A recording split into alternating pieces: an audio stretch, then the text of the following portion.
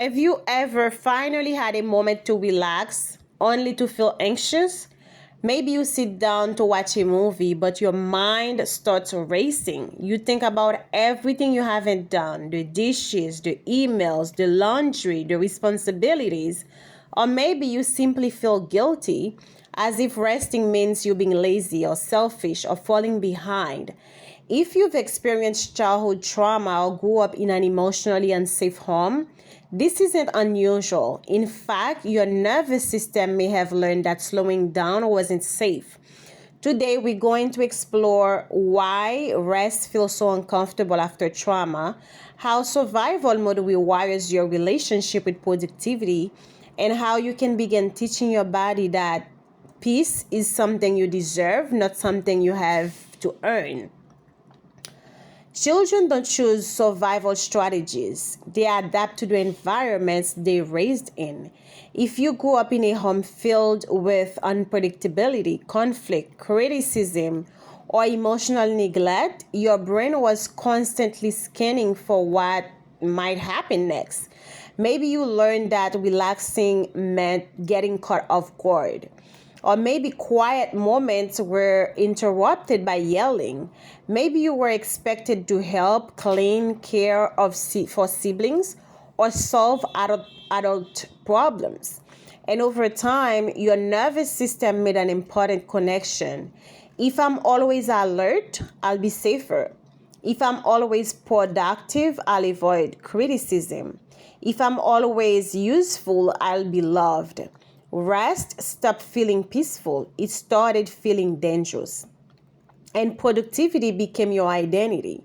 Many trauma survivors unknowingly we connect our worth with what we accomplish. And we might believe that I have to earn my rest. I can't relax until everything is done.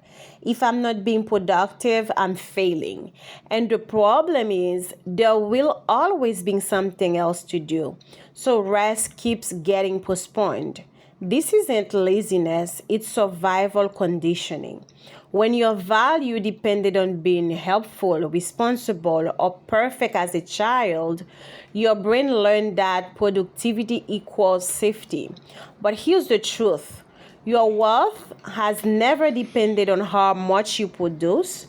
You deserve rest because you're human, not because you've checked everything off your to do list. What happens when you never truly rest? Living in a constant state of doing takes a toll on you.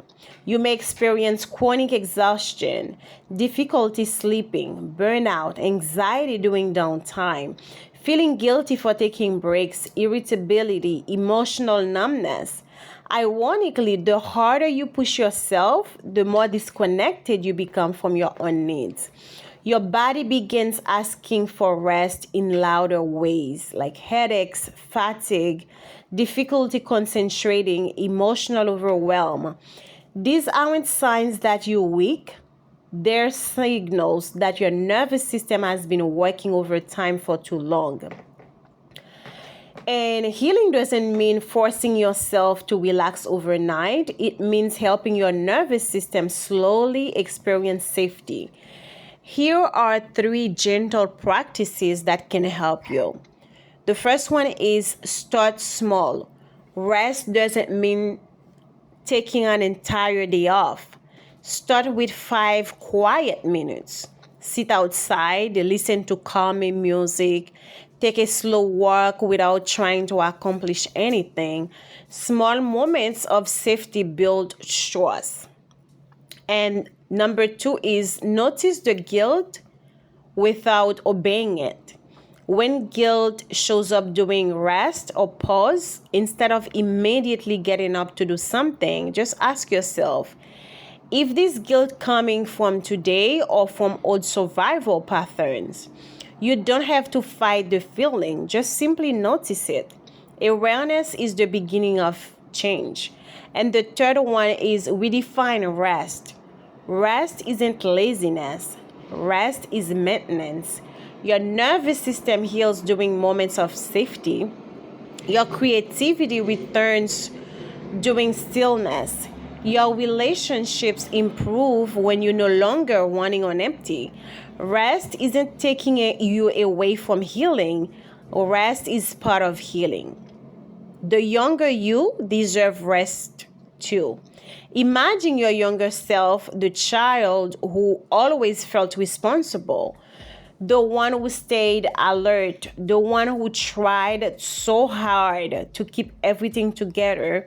Would you tell that child they had to earn the right to rest? Of course not. You will tell them they deserve comfort, they deserved peace, they deserve safety. That child still lives within you. Healing means offering yourself the kindness you may never have received. If rest feels uncomfortable, it doesn't mean you're doing it wrong.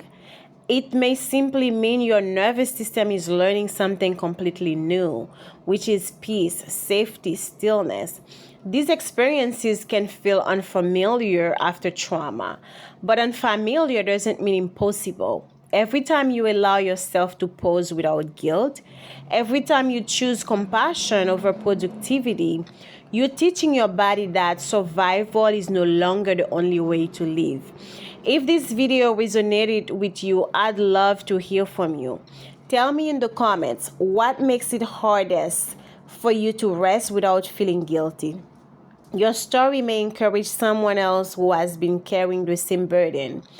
If you're ready to continue healing from childhood and family trauma, subscribe to Rise Heal. Every week, we explore practical tools to help you regulate your nervous system, rebuild your identity, and create a life that feels emotionally safe.